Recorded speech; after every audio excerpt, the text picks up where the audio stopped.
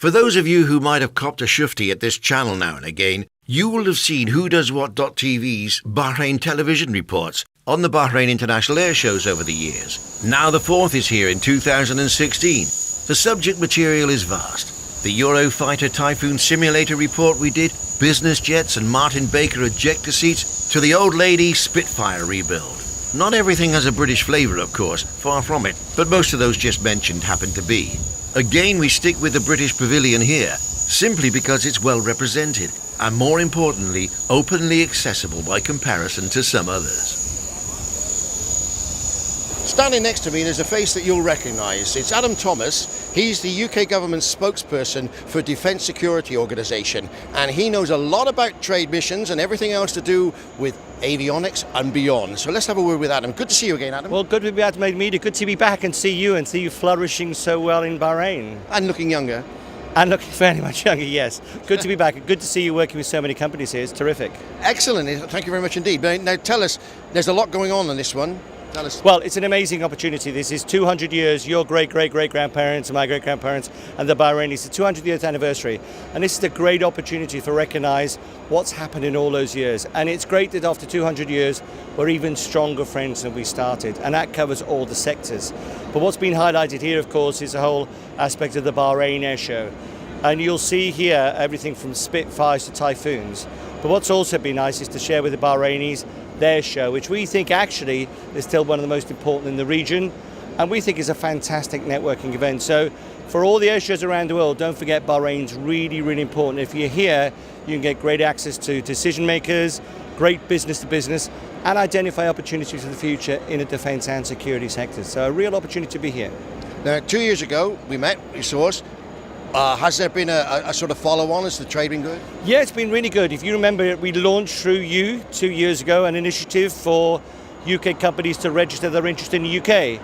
We now have companies who've registered their interest in the UK. They've had a chance to apply for UK contracts. I can't say whether they've got them or not, but news stations like you were able to help Bahrain companies get access to the UK market. That's why we're so pleased to be working with you again. Thank you very much. So also, what's going to happen now? This will go after the air show, of course. It'll be there. So there's 2 years from now. You hope for what's actually going. What's the interest? What's most of the interest? Okay, here? well, there's three things. First of all, the first of all is aviation security. And at a time in the region when many aircraft are being built and airports are being built, people are concerned about their safety. They're concerned about the protection of their airports. So we've been coming here to listen as much as tell people what to do about the whole security situation. Also, people want to protect critical national infrastructure. Even though oil prices are low, people want to protect their gas and oil markets. There's been significant interest in that. Most importantly also, there's been the modernisation of air forces in the Gulf. And as you know, a number of air forces have Typhoon, but there's a real, I would say, real competition now to supply the requirements. But what countries in the region have done wonderfully well, they've linked that to their industrial strategies. So what that means now, that if you want to sell an aircraft to countries in the region, what's the buyback for them? And that's everything from academia, investment, long-term partnerships. So they're very smart customers, including Bahrain. They will want some industrial benefit for anything that they buy. So it's been good for you so far this time, yeah? Terrific. Companies have flourished here. You know, we've got to congratulate the organisers of the superb show. And it's great that the media continue to take such an interest in the show, such as yourselves, and actually help project the profile of the show and of the companies that are here. So it's great to see people like you and the big new organisations here actually helping promote the show externally.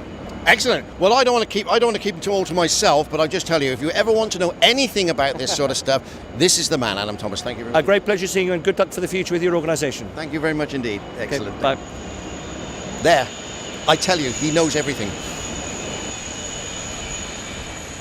With any air show, there's so much going on to report about, and so many media concerns all after a word. It can be very difficult outside of boring press conferences to get to the individuals who are actually exhibiting.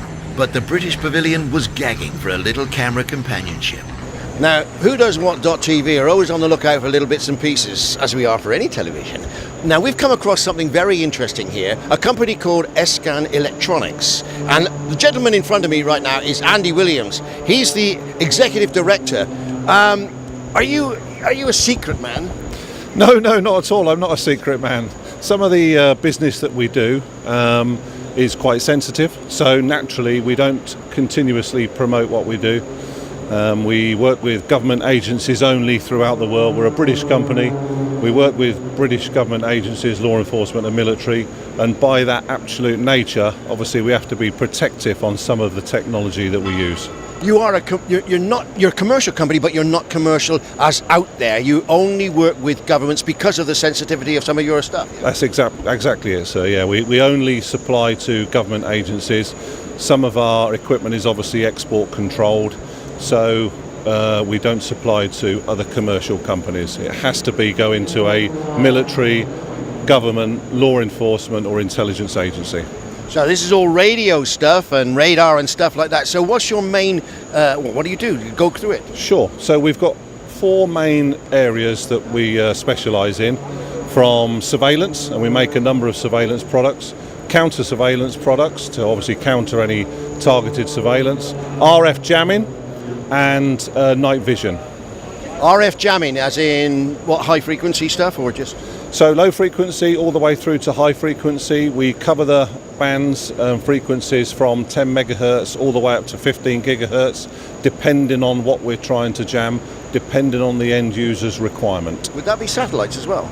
Absolutely, yeah, absolutely. We have satellite jammers, yeah, GPS satellite jammers, yeah.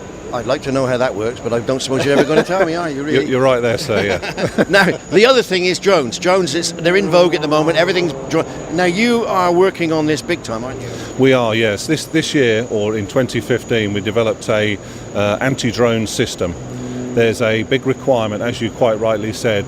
Drones are on vogue by people looking to survey other countries, governments, military, and also for the delivery of IEDs and that type of thing. Drones can carry big payloads now. So we need, in addition to the other methods that we use to stop drones, we needed to find a way of electronically disabling them, but also putting a protective field around a particular area, and that's what we've developed. You showed me something here behind. It's not on the screen at the moment. We'll look at that in a moment. Sure. And that, it's like a dome or something, is it? That's exactly it, sir. Yeah, what it is, it's an RF shield. So it's an invisible shield created by a jammer, specially designed by Escan. And the way we go out and we look at the building, if it's going to be a building that we're going to put it onto, might be a palace, might be a military building, might be a government building, or it might be an environment, it might be a land border or a particular area where we need a sterile zone that can't be subject to drone intrusion. So we design our antennas specifically to ensure that that area is covered. So ultimately it will stop 1,500 metres away from a zone and 4,500 metres high. It puts a curtain or an invisible shield around that area, so as the drone approaches, it cannot penetrate that zone. You send it back on its way then, really? So yeah, so we've got 3 options. We can send it back if it's controlled by GPS and it's got GPS coordinates, because obviously sometimes they're sent to a particular area, the drone will be sent via GPS. We've got the ability to corrupt that data and send it back to its original GPS coordinates. Secondly, we can again corrupt the data and we can send that to the ground. We can bring the drone down to the ground safely. Or finally, we can again interfere with it so it flies round and round in circles, gives us the option to either destroy it if necessary, or the power supply will finish and it will drop to the ground. So it's very specialised equipment designed and manufactured by ourselves and incredibly cutting edge at the moment. And I'd imagine the ideas, without going into too much detail, the system, the ideas are limitless. I mean, for example, the Pentagon would be a perfect building you'd want to protect. Yeah? Sure, absolutely. Could you actually, without giving too much away, could you have prevented 9/11? Could you have sent the aircraft away? We're dealing specifically with drones. Drones work on certain frequencies. We know what frequencies they work on, so it's not designed to inhibit planes and aircraft. That's not what it's designed to do. Obviously it's a protective measure and it's designed to protect premises, but it's certainly not something I could claim that we could have stopped any dramatic event like that. But it's there in an additional layer to the protective measures that agencies and governments have at the moment. They might have CCTV, they might have soldiers around a particular area. This is technology, using technology to add another layer against the latest threat, which is often drones. That's what it's designed for. Well, lastly, then you mentioned IDEs as well. Now, that is a very big problem. The army and that have developed many things against that. Is there a personalised thing you're starting to look, where they can sort of help this? We have a mobile version, so in addition to a static version, we can equip it to a vehicle. So that again will put a protective barrier around. It might be a VIP. It might be a VIP moving from A to B. In addition to the other security they've got around that convoy, we can put our drone jammer up and again create that bubble, not just around the VIP, but also up in the air to prevent that coming in. So if someone does try and send an IED on a drone to target someone, we've got the capability to prevent that. Excellent. So how's the fair been? How's the exhibition been? It's been first class. It's been absolutely brilliant. It's excellent to be in Bahrain. The people have been fantastic. There's been a lot of interest in our product. So yeah, we're enjoying the sun in Bahrain. It's good. I hope you get good results, man. Thank you very much, sir. Well, there you go. I really, it's so sensitive. I really can't tell you where this man lives, because he knows a lot. But very good indeed. Thank you. Thank you, sir. Thank you.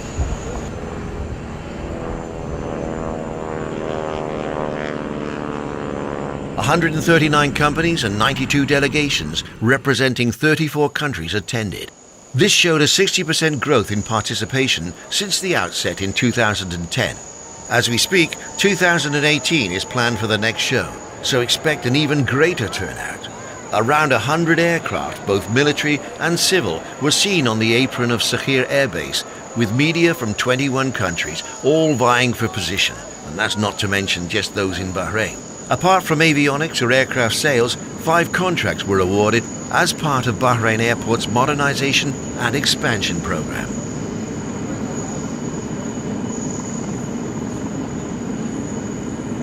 On a stand, I've just come by Rusada, and I'm going to talk to Scott Leslie, who's the marketing manager. Scott. Good afternoon. I know nothing about this, but you tell me what's going on. It's quite an interesting thing, isn't it? Yeah, we do MRO software, which is maintenance, repair and overhaul software for OEMs, MRO service centres or airlines. You can be a fixed wing operator or a rotary wing operator, or you name it, our software does it for you. Well, you name it. What do you mean software? Flight management and all that sort of stuff? Yeah, flight operations, fleet manager, quality assurance manager, materials manager. Whatever you have in your store, we can manage it. Whatever staff you have on the ground, we can make sure you know where they are, when they are. You can make sure if they're using their time correctly. You can make sure that the capacity planning is done properly, all the A, B, C and D checks, everything like that, you name it. Where's Rusada based then? We have offices in Glasgow and Oxford in the UK, and we have some smaller offices in Switzerland, Dubai and Singapore. Oh, you're locally represented around here? Yes, we have an office in Dubai, and we are near enough. We also have one in India as well, in Chennai. So how's the operation been going? How long has it been going then for now? We've been going for maybe 25 years or so. Oh, a long time, yeah. Yeah, we're very well established in the industry. So in the aviation industry, I must admit, I've never heard of them before, but the thing is, everybody sort of knows you then, Rusada. Yeah, we used to be called Russell Adams Limited. Now, yes. Now I've got See, you. That's the thing that gets everybody every time. We changed our name maybe about 6 years ago. So it used to be Russell Adams, now Rusada. Now I've got you. Yeah. How's the show so far? It's been good. We had some really good conversations with a couple of guys that are actually demoing here, which is good. We had a nice conversation with a potential customer this morning that lasted 2.5 hours. Oh. The rest of the team took them through a demo. The show's been great. The air show has been fantastic. Yeah, it's been great. I think you're very happy to be here. You weren't here last time though, were you? No, we weren't, no. First time here. Oh, well, best of luck there, and I hope that every success, A British company, I'd say British, but I think there's a lot of Scots in it, isn't there? There's two-thirds of the people here are Scottish, yeah. Just 2,000? Yeah. Thank you very much indeed there. Well, I wish them the best of luck. Thank you. There's not much Bahrain won't take a crack at if it means business. Who wants to go to Paris or Farnborough? Okay, me too. But let's face it, the weather is so much better in Bahrain, and you're overcome with friendliness.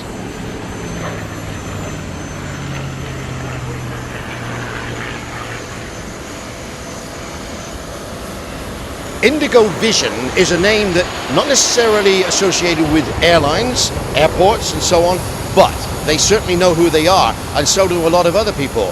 Manu Mohan is the regional manager and actually based in Dubai, but he's here today for there it is, you can see it up here, Indigo Vision. You told me a good story about this. You've got these cameras everywhere, haven't you? Yes, we do have cameras everywhere. I mean, supermarkets to airports. Correct. We do work on all the verticals, but airport is a specific vertical wherein we have got around 100 airports globally. Nearest airport references include Doha Airport, Etihad Airways, Saudi Airlines, we have done some work. We are also doing some other airports, including airports in Bahrain, Kuwait, Saudi, Qatar, Dubai as well. So if I'm walking through now one of the Saudi airports and I'm on the screen, that's your cameras watching me. Partially, I'm not saying that fully, but some places we are installed some cameras. It's not only security you do, but you do security, don't you? I mean, camera is not our core business. We provide cameras, software, storage, and we integrate third-party systems.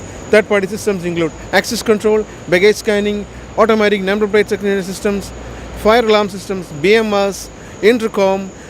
I mean, any I/O, any input and output devices we could integrate to our system.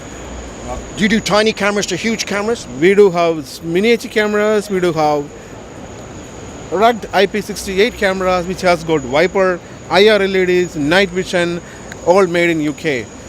Having said that, we have got a new range of cameras, body-worn cameras. So what it does is, you can flip it over here, and this can be your name badge. Or you slide the card in there, yeah? Yes, we have slide the card in. Then what we could do is, you can record audio and video for 8 hours. So 8 hours? Yeah, once your shift is finished, you come back here, you put it on a docking station, put it here, all is transferred to the computer.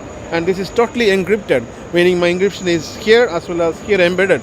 If I'm going to be holding that, I could be a policeman, for example, and this could be my 8-hour shift with my tag on here, and I'm recording everything I do, correct? Correct. So security guards, this is aimed at that sort of thing then, yeah? Correct. And this is the wireless version. You can see the wireless version here, much the same, all HD, and 8 hours again, I suppose, yeah? 8 hours again.